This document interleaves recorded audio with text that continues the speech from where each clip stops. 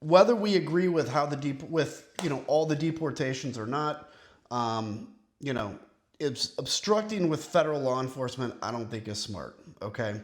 But now let's talk about this actual issue at hand. So President Trump announced that he was federalizing 2,000 California National Guard members.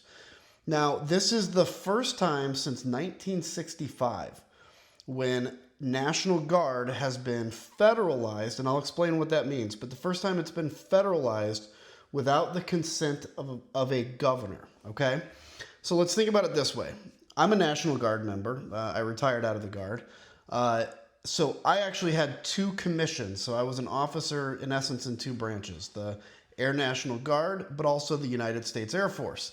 And so depending on what status I was under, I would either be working for the governor, but still in U.S. uniform with U.S. military equipment, or I would be working for the President of the United States. So when I was at war, for instance, I was what's called Title 10. So I was active duty, and it was the exact same as being active duty Air Force.